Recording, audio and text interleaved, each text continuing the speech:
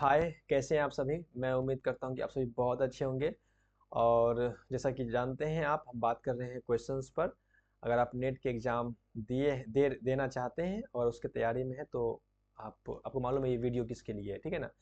ज़्यादा बात करने की ज़रूरत नहीं है। हम इससे पहले वीडियो में 11 से लेकर के 15 क्वेश्चंस तक बात कर चुके हैं। 11 से लेकर के 15 क्वेश्चंस पर बात कर चुके हैं, चूँकि हम हर वीडियो में 5 क्वेश्चंस पे बात करते हैं। और आइए हम आगे बात करते हैं क्वेश्चन नंबर 16 से, ठीक है ना। अ, चलिए, क्वेश्चन नंबर 16। वीडियो में प्लेलिस्ट में जाएंगे, वहाँ वीडियो आपको मिल जाएगा। आप वहाँ से वीडियो देखें, टाइम बर्बाद ना करते हुए। मैं टॉपिक पे आऊँगा सीधा सीधी, और हम बात करेंगे क्वेश्चन नंबर 16 से, ठीक है ना। क्वेश्चन नंबर 16 से बात करेंगे। और क्वेश्चन नंबर 16 जो है वो कहता है कि the term andragogy was coined by. जो एंड्रागोजी जो टर्म है वो किसके द्वारा क्वाइन किया गया था, किसके द्वारा दिया गया था। क्वेश्चन का आंसर आप सब जानते हैं कि इसका आंसर जो है वो मालकम शेफर्ड नॉल्स है।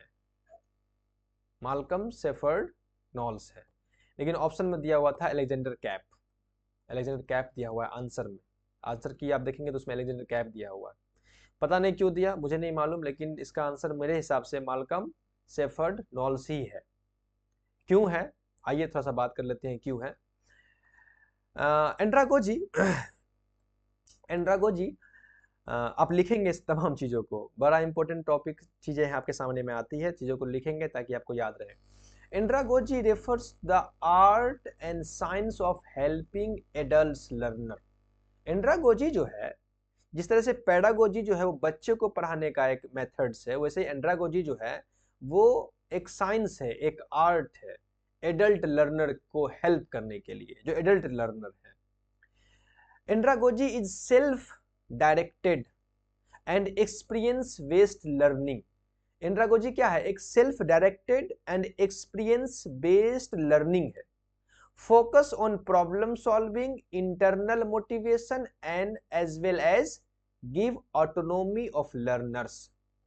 अब आप इतना भी याद कर, यही समझना चाहिए आपको, ये लिखना चाहिए कि आखिर एंड्रागोजी है क्या। कई एग्जाम में ये दे दिया है एंड्रागोजी, ऑप्शन दे दिया कि क्या ऑप्शन होगा। तो एंड्रागोजी क्या है, एक सेल्फ डायरेक्टेड और एक्सपीरियंस बेस्ड लर्निंग है। ये एडल्ट लर्नर के लिए इसका इस्तेमाल किया जाता है। ये एक आर्ट है, एक साइंस है, जिससे एडल्ट लर्नर जो है वो जिससे एडल्ट लर्नर जो है उसको हेल्प मिलता है पढ़ने के लिए, सीखने में और पढ़ने में। और ये एक सेल्फ डायरेक्टेड है, एक्सपीरियंस बेस्ड लर्निंग है। सेल्फ डायरेक्टेड एडल्ट लर्नर जो है वो खुद सीखते हैं, ना कि किसी हेल्प से सीखते हैं, एक्सपीरियंस से सीखते हैं, इसलिए उसको एक्सपीरियंस बेस्ड लर्निंग और सेल्फ डायरेक्टेड लर्निंग कहा जाता है एंड्रागोजी को। ये फोकस किस पे करता है, प्रॉब्लम सॉल्विंग को, समस्या समाधान को, इंटरनल मोटिवेशन पर। एंड्रागोजी का एक जो इंपॉर्टेंट पॉइंट है वो है internal motivation, as well as autonomy for learners. ये जो एंड्रागोजी जो है वो लर्नर को आज़ादी देता है, ऑटोनोमी देता है कि वो आप आराम से फ्री ऑफ स्टाइल में सीख सकते हैं, नेचुरल वर्ल्ड में सीख सकते हैं। ये ऑटोनोमी देता है लर्नर्स को। 1968 में Malcolm Knowles, an American educator, coined the term andragogy. 1968 में माल्कम नॉल्स जो एक अमेरिकन एजुकेटर्स थे जो इस शब्द को क्वाइंड किया था, एंड्रागोजी शब्द को क्वाइंड किया था, ठीक है ना। इसलिए अलेक्जेंडर कैप जो है वो एंड्रागोजी के नहीं है। दूसरा जो ऑप्शन था एडवर्ड सी लिंडमैन। ये एडवर्ड सी लिंडमैन कौन है ये भी समझ लीजिए, आपको समझिएगा तो आपका दिमाग जो है थोड़ा ज्यादा वास्ट होगा। एडवर्ड सी लिंडमैन जो है वो नॉल्स के वर्क से काफी इन्फ्लुएंस्ड थे, काफी प्रेरित थे नॉल्स के वर्क से। नॉल्स के वर्क से जो है, नॉल्स कौन, यही नॉल्स जो एंड्रागोजी कंसेप्ट दिया था, यही नॉल्स हैं। नॉल्स के वर्क से काफी इन्फ्लुएंस्ड थे, काफी प्रेरित थे एडवर्ड सी लिंडमैन। नॉल्स का वर्क क्या है, वर्क मैंने लिख दिया है ब्रैकेट में, आप समझिएगा। नॉल्स work emphasized difference between adult learning, andragogy and traditional pedagogy, child centered education।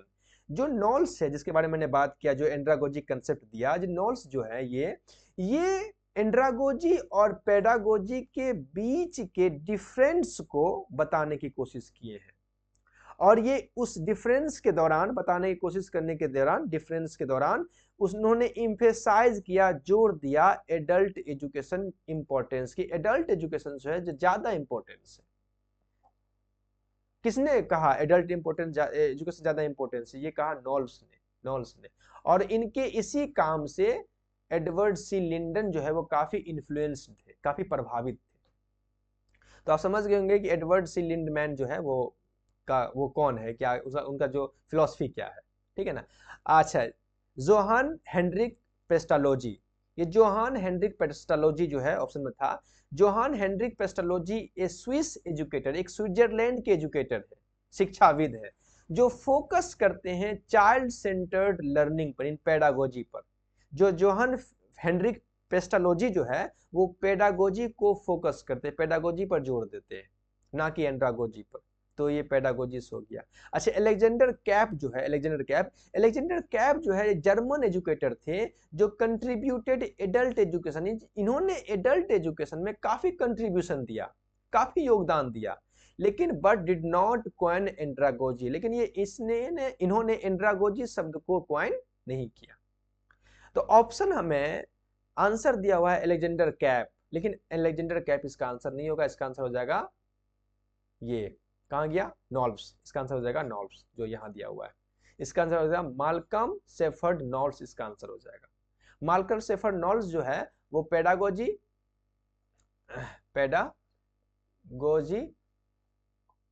और एंड्रागोजी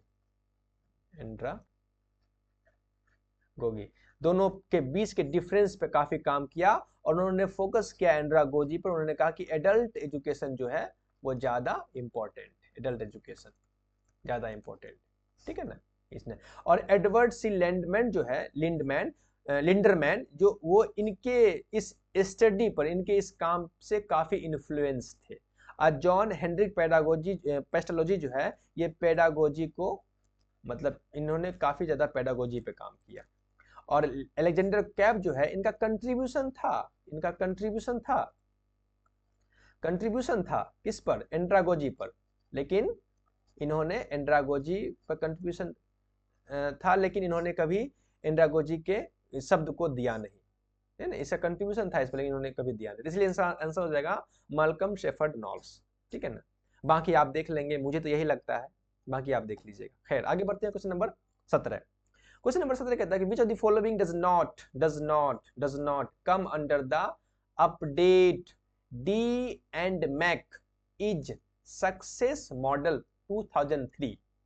जो D and Mac IS success model 2003 जो है उसमें इसका अपडेट वर्जन है, यानी 2003 में DNM इस सक्सेस मॉडल जो है वो 2003 का वो मॉडल अपडेट वर्जन है। इससे पहले 1990 में ये मॉडल दिया गया था, ठीक है ना। तो उसको अपडेट किया गया 2003 में। इसमें कौन सा important not come under the update, इसमें से कौन सा नहीं है इस अपडेट वर्जन में? अपडेट वर्जन में कौन सा पॉइंट नहीं है शामिल? तो इस अपडेट वर्जन जो 2003 में जो अपडेट वर्जन आया है 2003 में, DNMAC का जो मॉडल का जो अपडेट वर्जन आया है 2003 में, ये इसमें ऑर्गेनाइजेशन जो है इम्पैक्ट ये नहीं है, ऑर्गेनाइजेशन इम्पैक्ट नहीं है। ये है, ये है, ये है और ये नहीं है, इसलिए आप नॉट पूछ रहा है, नॉट कम अंडर, इसके अंदर कौन नहीं आता है? तो ये ऑर्गेनाइजेशनल इम्पैक्ट नहीं आता है, इसलिए आंसर हो जाएगा आपका ये, ठीक है ना। आइए इसको डिटेल्स देख लेते हैं ताकि आप एक नया थ्योरी को समझ लें। आइए, कहता the update DeLone and McLean, जैसे DMIS सक्सेस मॉडल 2003 के नाम से जाना जाता है, कंसिस्ट ऑफ 6 डायमेंशंस। इसमें 6 डायमेंशंस दिया गया है।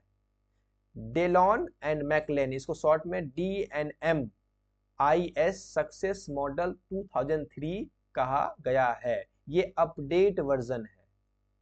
इसमें 6 तरह के डायमेंशंस है। एक है इंफॉर्मेशन क्वालिटी, अब आप इसको नोट कर लीजिएगा। एक है सिस्टम क्वालिटी, एक है सर्विस क्वालिटी, एक है इंटेंशन टू यूज, एक है यूजर सेटिस्फैक्शन, एक है नेट बेनिफिट्स। ये 6 डायमेंशन है। इसमें क्या नहीं था, इसमें ऑर्गेनाइजेशनल इम्पैक्ट नहीं था। क्यों नहीं था, नोट में देख लीजिए कि जो ये जो ऑर्गेनाइजेशनल इम्पैक्ट जो ऑप्शन था was the part of the original 1992, sorry वहां हमने लिखा था 1990 लिखा दिया था, 1992 होगा। इसका जो पहला वर्जन था 1992 का DNM सक्सेस मॉडल का जो पहला वर्जन था DNM का, उसका 1992 में वर्जन वो आया था 1992 में। और जब उस समय दिया गया था तो उसमें ऑर्गेनाइजेशनल इम्पैक्ट जो है एक पार्ट था, लेकिन जब बाद में इसको 2003 में जब बाद में उसको अपडेट किया गया तो ऑर्गेनाइजेशनल इम्पैक्ट को रिप्लेस करके नेट बेनिफिट जो है डायमेंशन उसमें शामिल कर दिया गया। तो ये जो नेट बेनिफिट डायमेंशन जो है इसको 2003 में शामिल किया गया। इससे पहले जो ये सब देख रहे हैं आप, ये सब जो है सॉरी ये सब जो देख रहे हैं ये सब जो है 1992 में आया था मॉडल, उसमें ये सब था, और साथ ही साथ ऑर्गेनाइजेशनल मॉडल भी साथ में था, है ना, ये भी था उस समय, लेकिन इम्पैक्ट भी था। लेकिन जब 2003 में इसको मतलब जब इसको अपडेट किया गया तो ये जो है इसको हटा दिया गया, उसके साथ उसके जगह पर नेट बेनिफिट्स डायमेंशंस को शामिल कर दिया गया। तो इतना चीज याद रखें, आपको एक नया थ्योरी सक्सेस, एक नया मॉडल आपके सामने में है, इसको आप याद रखें। चलिए तो आंसर हो जाएगा आपका ये आंसर हो जाएगा आपका, ये नहीं था, बाकी ये सब था। आइए क्वेश्चन नंबर 18 देखते हैं। बड़ा इंटरेस्टिंग क्वेश्चन है, मुझे उम्मीद है कि आप अपने सिलेबस में चीज़ों को तो देखे होंगे इस क्वेश्चंस को, लेकिन क्वेश्चंस को नहीं देखे होंगे, इस टॉपिक को देखे होंगे, लेकिन मुझे नहीं लगता है कि आप लोगों ने इस तरह से पढ़ा होगा जो अभी आप पढ़ने वाले हैं 2 मिनट के अंदर में। 18 नंबर क्वेश्चन है कि लिस्ट 1 को लिस्ट 2 से मैच करना है, लिस्ट 1 को लिस्ट 2 से मैच करना है, ठीक है ना। लिस्ट 1 में ए है pre scientific management era, B में है क्लासिकल मैनेजमेंट एरा, सी में है न्यू क्लासिकल एरा, और डी में है मॉडर्न मैनेजमेंट एरा, ठीक है। इधर दिया हुआ है Frederick W Taylor, George Elton Mayo, Ernest Dale and Charles Babbage and Robert Owen. Management, देखिए मैनेजमेंट का अपना एक हिस्ट्री है, मैनेजमेंट का अपना एक हिस्ट्री है, और मैनेजमेंट के हिस्ट्री को 4 एरा में डिवाइड किया गया है। मैनेजमेंट की जो पूरी हिस्ट्री है उस हिस्ट्री को 4 एरा में डिवाइड किया गया है, 4 वक्त में 4 एरा में डिवाइड किया गया है। उसमें पहला एरा का नाम है प्री साइंटिफिक मैनेजमेंट एरा, दूसरे का नाम है क्लासिकल मैनेजमेंट एरा, तीसरे का नाम है न्यू क्लासिकल मैनेजमेंट एरा, और चौथे का नाम है मॉडर्न मैनेजमेंट एरा। अब इन चारों एरा में कौन कौन से लोग ऐसे हैं जो इन एरा से रिलेटेड हैं, संबंधित हैं। पहला कि अगर आपने देखा होगा अच्छे से, तो अगर आप अल्टन मायो को जानते होंगे, आपने पढ़ा होगा अल्टन मायो को। देखिए ये क्वेश्चन थोड़ा सा टफ है आपके लिए, मेरे लिए तो मैं तो देखा हूं तो मेरे लिए उतना टफ नहीं है, आपके लिए टफ हो सकता है, या आपके लिए टफ नहीं भी हो सकता है, आपने जानते होंगे टफ क्यों होगा आपके लिए। अल्टन मायो जो है ये न्यू क्लासिकल एरा से रिलेटेड है, अल्टन मायो अल्टन मायो जो है न्यू क्लासिकल एरा से रिलेटेड है। और सही Charles Babbage and Robert Owen जो है वो प्री क्लासिकल एरा से रिलेटेड है, प्री साइंटिफिक मैनेजमेंट एरा से रिलेटेड है Charles Babbage and Robert oven.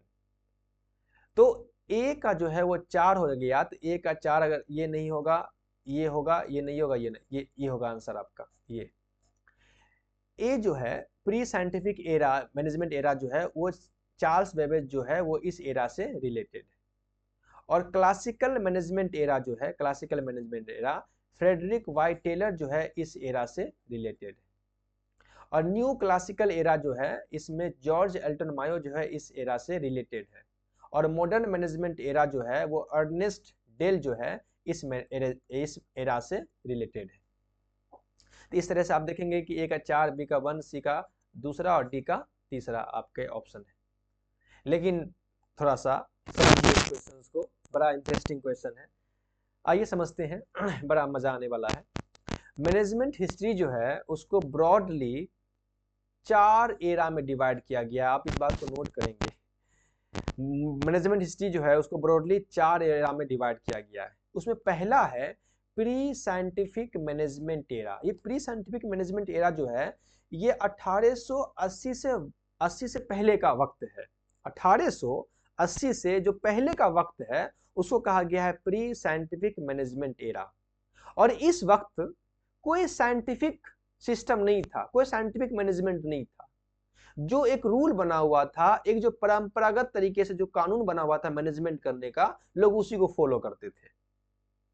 इसलिए यहां पढ़िएगा, इन दिस एरा, इस एरा में there are no scientific management, इसमें कोई साइंटिफिक मैनेजमेंट अप्रोच नहीं था। प्री साइंटिफिक मैनेजमेंट एरा में जो 1880 से वक्त से 1880 से पहले का जो वक्त था उसमें कोई साइंटिफिक मैनेजमेंट अप्रोच नहीं था। Management based on traditional and rule of thumb, management जो है परंपरागत तरीके से और रूल ऑफ थंब के बेस पे चलता था। और इस एरा से जो जुड़े हुए लोग हैं वो Charles Babbage and Robert Owen इस एरा से रिलेटेड हैं। ये दोनों Charles Babbage and Robert Owen. I hope आप बात को समझ गए होंगे। उसके बाद है क्लासिकल मैनेजमेंट एरा। जब क्लासिकल मैनेजमेंट एरा आएंगे तो 1880 से लेकर 1940 के बीच का जो वक्त है उसको कहा गया है क्लासिकल मैनेजमेंट एरा। और इस वक्त में कई सारे ऐसे फेमस मैनेजमेंट गुरु जो है वो उभर करके आए और उन्होंने अपना मैनेजमेंट प्रिंसिपल दिया। और ये एरा जो है वो एक साइंटिफिक मैनेजमेंट एरा के अंदर आता है। क्लासिकल मैनेजमेंट एरा 1880 से लेकर के 1940 के बीच का जो वक्त है वो है क्लासिकल मैनेजमेंट एरा का वक्त। इन दिस एरा, इस समय में फोकस ऑन साइंटिफिक मैनेजमेंट, इसमें साइंटिफिक मैनेजमेंट पे जोर दिया जाता था। जिसमें आपने पढ़ा होगा Frederick Taylor's principle, Frederick Taylor के प्रिंसिपल को आप पढ़े होंगे। तो फ्रेडरिक टेलर का जो प्रिंसिपल है वो प्रिंसिपल जो है इसी क्लासिकल मैनेजमेंट एरा के दौरान दिया गया प्रिंसिपल है। आपने पढ़ा होगा ब्यूरोक्रेटिक ऑर्गेनाइजेशन, ब्यूरोक्रेटिक ऑर्गेनाइजेशन ये है max Weber's ideal type. Max weber जो है वो ब्यूरोक्रेटिक ऑर्गेनाइजेशन का जो एक आइडिया दिया था, ये भी इसी एरा से जुड़ा हुआ है। और आपने पढ़ा होगा एडमिनिस्ट्रेटिव थ्योरी जो हेनरिक फ्यूल्स की 16 प्रिंसिपल थ्योरी है। हेनरिक फ्यूल्स की जो 16 प्रिंसिपल थ्योरी है वो भी इसी एरा से जुड़े हुए हैं। इसका मतलब ये हुआ कि टेलर हो गए, मैक्स वेबर हो गया और हेनरी फ्यूल जो है ये सब जो है क्लासिकल मैनेजमेंट एरा से जुड़े हुए साइंटिस्ट हैं या आप मैनेजमेंट गुरु उसको आप कह सकते हो। उसके बाद आया new classical management era. New classical management era, ये जो न्यू क्लासिकल मैनेजमेंट एरा है वो ये 1940 से लेकर के 1960 के बीच का वक्त है। 1940 से लेकर के 1960 के बीच का जो वक्त था उसको कहा गया न्यू क्लासिकल मैनेजमेंट एरा। और इसमें भी कई सारे ऐसे मैनेजमेंट गुरु जो है सामने उभर करके आए, उन्होंने अपनी अपनी थ्योरी दिया। जैसे कि मिसाल तौर पर इन दिस एरा, इस एरा पर फोकस किया जाता था ह्यूमन रिलेशन मूवमेंट पर, ह्यूमन रिलेशंस मूवमेंट पर, जिसमें आपने पढ़ा होगा अल्टन मायोस का हॉथर्न स्टडीज। अल्टन मायो का जो हॉथर्न स्टडीज है वो ह्यूमन रिलेशंस मूवमेंट पर बात करता है, आपने पढ़ा होगा।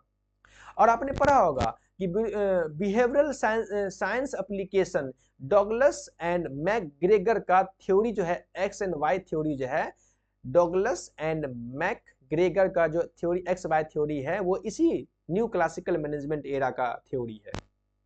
और आपने पढ़ा होगा मेरी पार्कर, कई सारे ऑप्शंस में ये शब्द देखने को मिलता है, मेरी पार्कर फॉलेट्स इंटीग्रेटिव अप्रोच, मेरी पार्कर फॉलेट्स का इंटीग्रेटिव अप्रोच, ये ऑर्गेनाइजेशनल बिहेवियर का कंसेप्ट है। इसके अंदर ऑर्गेनाइजेशनल बिहेवियर के बारे में हम पढ़ते हैं। ये भी न्यू क्लासिकल मैनेजमेंट का एरा का सब जो है वो मैनेजमेंट गुरु है। तो न्यू क्लासिकल मैनेजमेंट एरा में आएंगे तो जो अल्टन मायो हो जाएगा, फिर डॉगलस एंड मैकग्रेगर हो जाएंगे, फिर हो जाएंगे मैरी पार्कर फॉलेट्स हो जाएंगे। ये सब जो है न्यू क्लासिकल मैनेजमेंट एरा के गुरु, मैनेजमेंट गुरु है। फिर अगर बात करेंगे मॉडर्न मैनेजमेंट एरा की, जो अभी आप चल रहा है मॉडर्न मैनेजमेंट एरा, तो ये 1970 से लेकर के प्रेजेंट टाइम जो अभी तक जो है ये मॉडर्न मैनेजमेंट एरा चल रहा है। ये मॉडर्न मैनेजमेंट एरा जो है उसमें फोकस किया जाता है कंटीजेंसी थ्योरी पर। कंटीजेंसी थ्योरी आपने पढ़ा होगा, मैं इस पे बात करूंगा तो फिर लंबी बात हो जाएगी। कंटीजेंसी थ्योरी पढ़ा होगा आपने। ये बात करता है स्ट्रेटजिक मैनेजमेंट पर। मॉडर्न मैनेजमेंट एरा जो है वो बात करता है कंटीजेंसी थ्योरी पर, स्ट्रेटजिक मैनेजमेंट पे बात करता है, ये बात करता है ग्लोबलाइजेशन एंड टेक्नोलॉजी पे बात करता है। और इसमें जो है अर्नेस्ट डेल जो है और Peter Drucker's was related of this era. Ernest Dale and Peter Drucker जो है वो इस एरा से जुड़े हुए लोग हैं, मॉडर्न मैनेजमेंट एरा से जुड़े हुए लोग हैं। तो आपने समझा होगा कि मैनेजमेंट जो है उसकी अपनी एक हिस्ट्री है, और पूरी हिस्ट्री को, मैनेजमेंट की पूरी हिस्ट्री को 4 एरा में डिवाइड किया गया है, जो ये है pre scientific management era, classical management era, new classical management era और मॉडर्न मैनेजमेंट एरा। वक्त दे दिया गया है और इस एरा से जो जो लोग जुड़े हुए हैं उसका भी नाम दे दिया गया है। और इन तमाम को आप नोट करेंगे तो आपके पास एक नया कंसेप्ट, एक नई जो है ओवरव्यू सामने उभर करके आएगी, ताकि आपको और आगे पढ़ने में आसानी हो जाएगी, ठीक है ना। तो यही हो गया आपको प्री साइंटिफिक एरा जो है वो हो गया आपको चार्ल्स बेबेज, और क्लासिकल मैनेजमेंट एरा जो है, क्लासिकल मैनेजमेंट एरा जो हमने अभी पढ़ा है उसमें हो गया आपको बी का पहला फ्रेडरिक टेलर हो गए। न्यू क्लासिकल एरा जो है उसमें हमने देखा कि अल्टन मायो है न्यू क्लासिकल एरा में, और मॉडर्न मैनेजमेंट एरा में है अर्नेस्ट डेल है, ये मॉडर्न मैनेजमेंट है। इसके लिए आपका आंसर हो जाएगा ये। आई होप आप बात को समझ गए होंगे। चलिए हम आगे बात करते हैं। क्वेश्चन नंबर 19 कहता है it is a learning platform, ये एक लर्निंग प्लेटफॉर्म है that brings together an integrated environment, जो एक साथ मिल करके और एक इंटीग्रेटेड इन्वायरमेंट पैदा करता है। ये एक प्लेटफॉर्म है जो साथ मिल करके, कई लोगों के साथ मिल करके समूह बना करके एक इंटीग्रेटेड आपसी तालमेल के साथ एक इन्वायरमेंट बनाता है।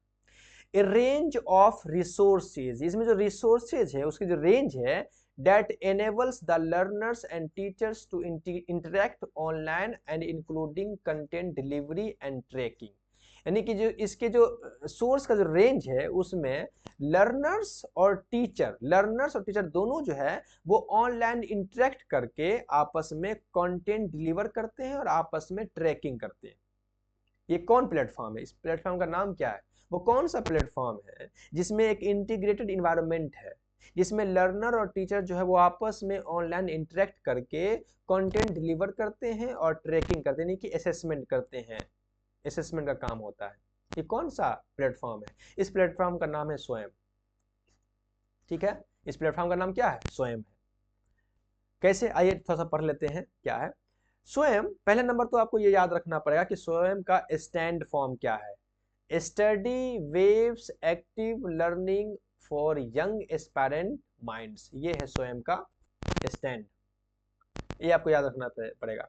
स्वयं इज ए लर्निंग प्लेटफॉर्म, एक लर्निंग प्लेटफॉर्म है दैट इंटीग्रेट्स, जिसमें शामिल है environment and resources, enables online interactions between learners and teachers, जिसमें लर्नर और टीचर जो है वो आपस में ऑनलाइन इंटरेक्शन करता है, including content deliver and tracking, इसमें कंटेंट डिलीवर किया जाता है और ट्रैकिंग भी की जाती है, लर्नर्स का असेसमेंट भी किया जाता है। तो ये स्वयं है। SPSS क्या है? SPSS जो है वो एक स्टैटिस्टिकल एनालिसिस सॉफ्टवेयर है। आप जानते हो आप जब रिसर्च करेंगे या रिसर्च करते होंगे उसमें आप SPSS सॉफ्टवेयर का इस्तेमाल करते होंगे अपने डेटा का एनालिसिस करने के लिए। तो ये एक सॉफ्टवेयर है, ना कि एक इंटरेक्शन, ये नहीं है, सॉफ्टवेयर है, ठीक है ना। मेटा AI जो है वो एक आर्टिफिशियल इंटेलिजेंस प्लेटफॉर्म है, ये कोई लर्निंग प्लेटफॉर्म नहीं है, not specifically in learning platform, ये एक आर्टिफिशियल इंटेलिजेंस प्लेटफॉर्म, इसका कई सारे अलग अलग काम है मेटा का। अच्छा, आर क्या? एक प्रोग्राम लैंग्वेज है R, an environment for statistical computing. Computer में आप देखे होंगे कि आर जो है एक प्रोग्रामिंग लैंग्वेज है ना। तो और इसमें कुछ नहीं है, ये स्वयं इसका आंसर हो जाएगा, ठीक है ना। तो इसका आंसर हो जाएगा स्वयं। ये जो है SPSS, ये जो एक सॉफ्टवेयर है, स्टैटिस्टिकल सॉफ्टवेयर है। मेटा जो है वो आर्टिफिशियल इंटेलिजेंस का एक ये है, और आर जो है एक लैंग्वेज प्रोग्राम है, ठीक है ना। क्वेश्चन नंबर 20 जो है वो कहता है कि नेगेटिव रीइंफोर्समेंट, ये नेगेटिव रीइंफोर्समेंट क्या है? बड़ा अच्छा क्वेश्चन है। अगर आप ये नेगेटिव रीइंफोर्समेंट या पॉजिटिव रीइंफोर्समेंट या नेगेटिव पनिशमेंट या पॉजिटिव पनिशमेंट के बारे में कंसेप्ट आपका क्लियर नहीं है तो आप जाएंगे मेरे प्लेलिस्ट में, और उसमें CDP का एक प्लेलिस्ट है, और उसमें आपको ऑपरेंट कंडीशनिंग थ्योरी जो स्किनर की है वहां जाकर के आप पढ़ लेंगे तो आपको ये कंसेप्ट समझ में आ जाएगा। अगर आप जानते हैं तो फिर पढ़ने की जरूरत नहीं है, अगर आप जानते हैं तो फिर कोई इशू नहीं है, फिर आप पढ़ने की कोई मामला नहीं है। आइए बात करते हैं कि नेगेटिव रीइंफोर्समेंट क्या है। क्या नेगेटिव रीइंफोर्समेंट एक पनिशमेंट है? The same as punishment? बिल्कुल नहीं, एक पनिशमेंट नहीं है, ये पनिशमेंट नहीं है, पनिशमेंट अलग चीज है और नेगेटिव रीइंफोर्समेंट अलग चीज है। एक मैं एग्जांपल बता देता हूं आपको। रीइंफोर्समेंट, ये बात आप नोट कीजिएगा, ये जो ट्रिकी पॉइंट है, रीइंफोर्समेंट, रीइंफोर्समेंट और पनिशमेंट दोनों में फर्क क्या है? पनिशमेंट, पनिशमेंट, ठीक है। रीइंफोर्समेंट में जो बिहेवियर, बच्चे का जो बिहेवियर होता है, बच्चे का बिहेवियर, बिहेवियर जो होता है उसको इंक्रीज किया जाता है, ये बात याद रखिएगा प्लीज। रीइंफोर्समेंट में चाहे वो नेगेटिव रीइंफोर्समेंट हो या पॉजिटिव रीइंफोर्समेंट हो, उसमें बच्चे का बिहेवियर जो है वो इंक्रीज किया जाता है, बढ़ाया जाता है। अच्छा, पनिशमेंट में बच्चे का जो बिहेवियर होता है, बिहेवियर वो डिक्रीज कराया जाता है, कम कराया जाता है, बच्चे का बिहेवियर डिक्रीज कराया जाता है। ये एक पॉइंट याद रखिएगा। पनिशमेंट में बच्चे का बिहेवियर जो है हम डिक्रीज करने की कोशिश करते हैं, बच्चे का बिहेवियर कम करने की कोशिश करते हैं, और रीइंफोर्समेंट के जरिए बच्चे का बिहेवियर जो है हम बढ़ाने की कोशिश करते हैं। ठीक है, तो चूंकि हम पनिशमेंट की बात नहीं करेंगे, नहीं तो बहुत लंबा बात हो जाएगा, हम बात करेंगे रीइंफोर्समेंट की। अब रीइंफोर्समेंट दो तरह के होते हैं, एक होता है पॉजिटिव रीइंफोर्समेंट, पॉजिटिव रीइंफोर्समेंट, एक होता है नेगेटिव रीइंफोर्समेंट, जो यहां दिया हुआ है नेगेटिव रीइंफोर्समेंट। ठीक है, आप समझिए, पॉजिटिव रीइंफोर्समेंट होगा जब बात अगेन पॉजिटिव की, तो कुछ देने की बात आएगी, ऐड करने की बात आएगी। आसान भाषा में समझिए, ऐड, बच्चे को कुछ देंगे ताकि बच्चे का बिहेवियर जो है वो इंक्रीज हो। मिसाल तौर पर पॉजिटिव रीइंफोर्समेंट की मैं एक बात कर रहा हूं, मिसाल तौर पर बच्चा ने एग्जाम में अच्छा मार्क्स लाया, आप उसको इनाम दिए। क्यों इनाम दिए? बिहेवियर को इंक्रीज करने के लिए, ताकि इन फ्यूचर में भी वो अच्छा मार्क्स लाए। तो ये होता है पॉजिटिव रीइंफोर्समेंट, जहां बच्चे को कुछ दिया जाता है ताकि उसके बिहेवियर को इंक्रीज किया जाए। ठीक, और निगेटिव रीइंफोर्स में बच्चे से कुछ रिमूव किया जाता है, रिमूव लिया जाता है, ले लिया जाता है बच्चे से। क्यों? क्या? ताकि उसका बिहेवियर इंक्रीज हो। एग्जांपल तौर पर, एक बच्चा क्लास में बहुत शोर मचा रहा है, तो आप क्या करेंगे? बच्चे को समझाएंगे कि अगर तुम शोर नहीं मचाओगे, शांत रहोगे, तो जो होमवर्क, एक्स्ट्रा होमवर्क मैं तुम्हें देता हूं, वो एक्स्ट्रा होमवर्क तुम्हें नहीं दूंगा। आप क्या कर रहे हैं? एक्स्ट्रा होमवर्क रिमूव कर रहे हैं। क्यों कर रहे हैं? ताकि बच्चे क्लास में शोर नहीं मचाए, बिहेवियर इंक्रीज करने के लिए। तो ये होता है निगेटिव रीइंफोर्समेंट, जहां हम रिमूव करते हैं कोई चीज को ताकि बच्चे का बिहेवियर बेहतर हो। ये कंसेप्ट है। मैं पनिशमेंट की बात नहीं करूंगा, नहीं तो फिर लंबा वीडियो हो जाएगा। तो आइए यहां बात कर लेते हैं। तो निगेटिव रीइंफोर्समेंट क्या एक पनिशमेंट है? बिल्कुल नहीं, पनिशमेंट अलग चीज है, रीइंफोर्समेंट अलग चीज है। Not generally liked by the organism, organism मतलब जीव, यानी ये एक ऐसी चीज है जो जीवों के द्वारा, यानी हम लोग के द्वारा टीचर के द्वारा जनरली इस्तेमाल नहीं किया जाता है। किया जाता है, ये भी गलत होगा, क्यों नहीं किया जाता है? Not generally liked by the organism, ज्यादातर ऑर्गेनिज्म, ज्यादातर जीवों द्वारा, यानी ज्यादातर लोग, ये यहाँ शब्द लिख दिया ना ऑर्गेनिज्म, ये बड़ा फालतू शब्द लिख दिया है। ऑर्गेनिज्म मतलब हम लोग, टीचर के द्वारा इस्तेमाल नहीं किया जाने वाला चीज है, ये भी नहीं होगा इसका मतलब।